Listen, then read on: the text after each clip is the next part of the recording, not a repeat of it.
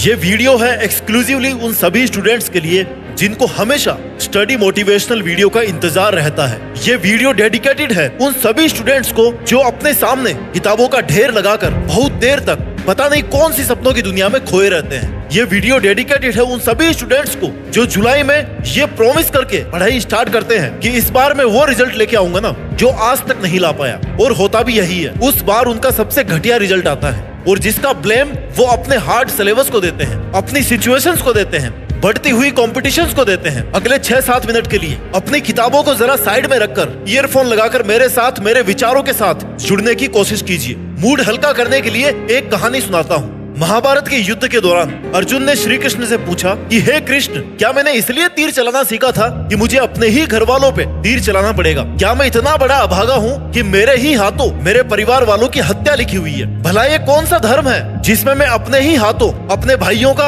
अपने चाचा का, अपने ताऊ का, अपने फूफा का वध कर रहा हूँ? और ये कहकर वो अपने धनुष को रथ में एक साइड में रख करके दुख में बैठ जाते हैं। उस वक्त अर्जुन को ये नहीं पता था कि वो कितने लकी हैं। वो जिस सारथी के सामने अपनी व्यथा को व्यक्त कर रहे हैं ना, वो श्री कृष्ण, जिन्होंने अर्जुन के रथ का ही नहीं बल्कि सारी सृष्टि की बागडोर अपने हाथ में ले रखी है। फिर भला अर्जुन को क्या दिक्कत थी? दिक्कत ये थी कि अर्जुन की आंखों के सामने ना अंधकार छाया हुआ था। श्री कृष्ण ने व्याकुल अर्जुन की तरफ देखते हुए कहा कि कौन कह रहा है कि अर्जुन अपने परिवार का वध कर रहा है? अरे अर्जुन तो केवल युद्ध में उनका वध कर रहा है जो अधर्मी है, जो धर्म के साथ नहीं है, और अधर्म का नाश धर्म करता है, ना कि कोई एक योद्धा। योद्धा तो बस एक जरिया होता है, योद्धा का तो केवल नाम होता है, लेकिन करवाने वाले तो श्री कृष्ण होते हैं। इसलिए अर्जुन, तू केवल धनुष उठाकर वो कर जिसके लिए तूने ट्रेनिंग ली है। उस परिणाम के बारे में सोचना बंद कर दे जो तेरे हाथ में है ही नहीं। जो परिणाम आता है ना अर्जुन, वो मैं देता हूँ। तुम केवल अपनी मेहनत देते हो, अपना प्रयास देते हो। इसलिए है अर्जुन, जो युद्ध करना तूने इस जीवन में सीखा है ना,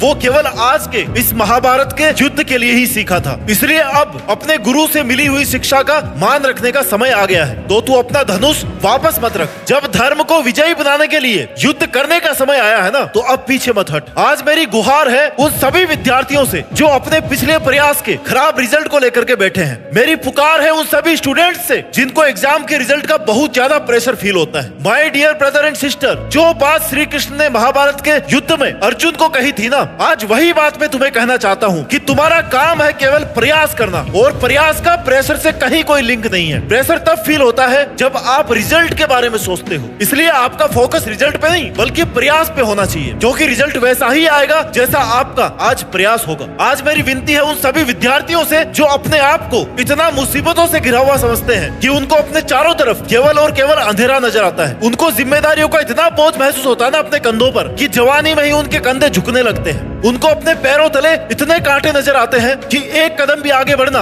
उनको बहुत दर्दनाक लगता है। थोड़ा सा सोच को लगाम दो माय डियर स्टूडेंट। कभी भी जबरदस्ती वाली भावना से किसी काम को करने में मजा नहीं आता है। ठीक उसी तरह जबरदस्ती की गई पढ़ाई में ना कोई मजा नहीं आने वाला। किताब को बंद करके बाहर खिड़की से देख। क्या इस कठोर सी दुनिया का सामना तू बिना ज्ञान के कर पाएगा? क्या अर्जुन ने धनुष चलाने का प्रशिक्षण नहीं लिया होता तो क्या वो महाभारत में धनुष चला पाते? आंखें बंद करके महसूस कर कि क्या किताबों ने कोई गुनाह किया है जो उनको नजरअंदाज करके एक तरफ रख करके कोई सजा दे रहा है मानो। जरा सोचो, अगर अर्जुन भी अपने गुरुकुल में ऐसे ही धनुष को साइड में रख करके खाली टाइम पास करते ना, तो क्या वो महाभारत के हीरो बन पाते? हाँ, मानता हूँ कि आज की रातों के अंधेरे में ना कोई नहीं है जो तुझे रोशनी दिखाए, जो तुझे रोशनी करके ये बताए कि रास्ता किधर से जाता है। हाँ, मानता हूँ कि आज इस कमरे की चार दीवारी का सूनापन तुझे अंदर से खाया जा रहा है, खोखला बना रहा है। जब तुझे दूर बजते हुए किसी डीजे की आवाज आती ना मंद मंद सी, तो तू यही सोचता है कि वाह रे किस्मत, मुझे चिढ़ा रही है मेरी किस्मत। हाँ, मानता हूँ तुझे आज वो शख्स छोड़ के चला गया ना जिसके फेवरेट कभी तुम हुआ करते थे, अब उसको तुमसे कोई और मिल गया है बेहतर, अब वो उसका फेवरेट है। Stop blaming your destiny and start believing in your destination. जिस विद्यार्थी को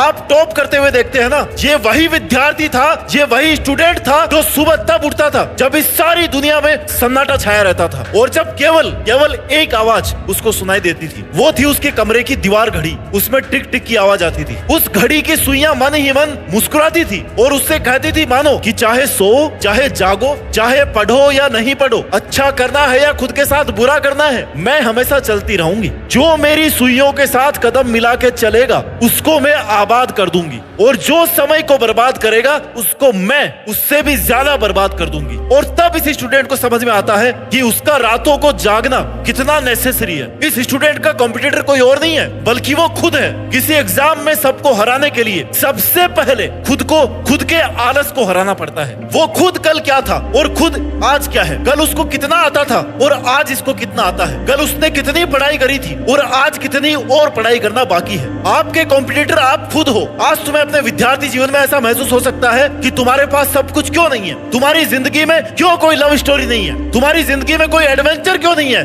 मस्ती क्यों नहीं है। इसलिए नहीं है मेरे भाई कि ये सब नॉनसेंस है, बकवास है। सोशल मीडिया ने तुम्हें गुमराह बना रखा है। रील्स देख देख के तुम्हारे दिमाग में कील ठुक गई है। आशिकी से पेट नहीं भरता, या तो धूप में मजदूरी करने से पेट भरता है या फिर रात में जाग करके चौकीदारी करने की ड्यूटी से पेट भरता है। इसलिए अपनी सोच को लगाम दे और उसको अपनी जिंदगी से निकाल दे जिसको तू अपनी किस्मत की बागडोर दे रखा है। वो बागडोर चली गई तुम्हारे हाथ से, क्यों नहीं समझते हो। किस्मत भी लेके चली जाएगी और सबसे जरूरी मेहनत भी ले जाएगी तुम्हारा वो सामर्थ्य भी ले जाएगी जिससे तुम अपनी जिंदगी को एक मीनिंग दे सकते हो, एक अर्थ दे सकते हो। देश में अपना नहीं बल्कि दुनिया में देश का नाम कर सकते हो। और अगर वक्त मिले रील देखने से तो पूछना एक बार अपने पापा से आंख में आंख डालकर कि पापा दर्द तो नहीं होता आपको जब मुझे साल भर पढ़ाते हो, एक पोटली भर के फीस की देते हो और जब मैं चुल्लू भर नंबर लेकर के आता हूँ घर पे तब आपको बुरा तो नहीं लगता पापा। आपकी एक्सपेक्टेशन से परे आपके मम्मी पापा का जवाब पता क्या होगा कि बेटा कोई बात नहीं, अगली बार ज्यादा मार्क्स आ जाएंगे, ज्यादा से ज्यादा 1 साल और फीस देना पड़ेगा ना, क्या हो जाएगा, तेरे लिए तो कमा रहे हैं। इस बात में तुम्हारे पेरेंट्स को सलाम करना पड़ेगा कि तुम्हारे पेरेंट्स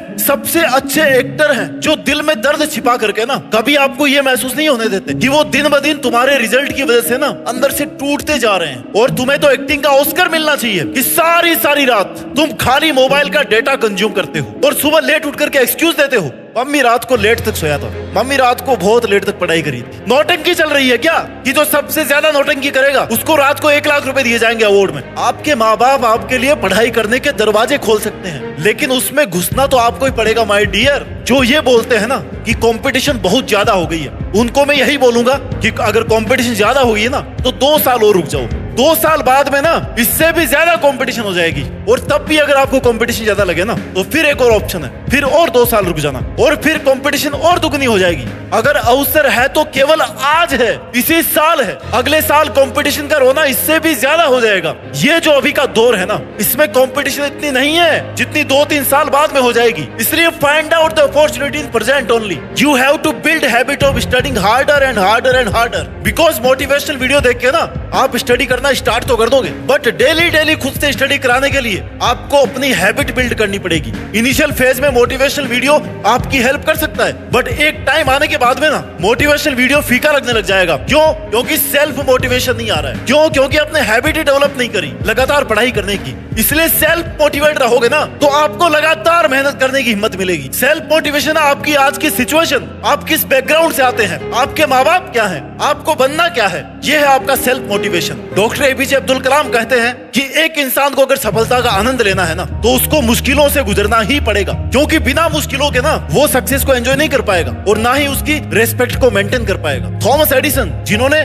कई सैकड़ों बार असफल प्रयास के बाद लट्टू का आविष्कार किया, बल्ब बनाया, उनका कहना है कि एक इंसान की कमजोरी ये नहीं है कि वो काम नहीं कर पाया या उसकी किस्मत में समस्याएं बहुत ज्यादा थी, बल्कि उसकी सबसे बड़ी कमजोरी ये है कि वो हार बड़ा जल्दी मान लेता है। इसलिए अगर उसको सफल होना है तो उसमें इतनी हिम्मत होनी चाहिए कि असफल होने के बाद भी एक और प्रयास के लिए हिम्मत जुटा पाए क्योंकि हो सकता है वही प्रयास आपका अंतिम प्रयास हो। जो लोग ये सोचते हैं कि वो फेल हो गए हैं उनको वास्तव में ये नहीं पता होता है कि उन्होंने कितना करीब से आकर के सफलता को छोड़ दिया है। अगर आपको पढ़ाई में कुछ आता नहीं है ना तो इसमें आपकी कोई गलती नहीं है, लेकिन अगर आपको पता है कि आपको ये नहीं आता और फिर भी आप उसको जानने की, उसको सीखने की कोशिश नहीं कर रहे हैं, प्रयास नहीं कर रहे हैं तो ये अभी आपकी गलती है। क्योंकि ये जो टॉपिक्स है ना जो आपको नहीं आ रहे, जिनको आप ब्लेम कर रहे हो कि बहुत हार्ड है, ये आपके जैसे मेंटल एज के स्टूडेंट्स के लिए बनाए हुए हैं। भागवत गीता में लिखा है कि अभ्यास करके हर असंभव काम को भी संभव बनाया जा सकता है, चाहे वो मेहनत करना हो या फिर अपने मन को काबू में करना हो। बाई बर्थ अगर हमें कुछ मिलता है ना तो वो है हमारे माँ बाप और हमारा परिवार। इनके अलावा बाकी सब चीजें आपको अचीव करनी पड़ती है। इसलिए अगर आपको ये लग रहा है ना कि उस स्टूडेंट के इतने ज्यादा मार्क्स आते हैं क्योंकि वो ज्यादा टैलेंटेड है तो ये सोचना बिल्कुल ही गलत है, बल्कि सच्चाई ये है कि उसने अभ्यास कर करके एक एक कर करके मुश्किल से मुश्किल सब्जेक्ट को भी आसान बना लिया है। इनविजिबल गोल को अगर विजिबल करना है ना, तो सबसे पहले गोल सेट करना पड़ेगा। सपनों को हकीकत में बदलते हुए देखना है ना, तो खुद को मुसीबतों में भी देखने का और मुसीबतों से निकालने का, मेहनत करने का हौसला भी पालना पड़ेगा। पूरे जी जान से पढ़ाई करते रहिए, मेहनत करते रहिए और मेहनत के दम पर देश पे अपना नहीं बल्कि दुनिया में देश का नाम रोशन करके दिखाइए। जय हिंद, वंदे मातरम।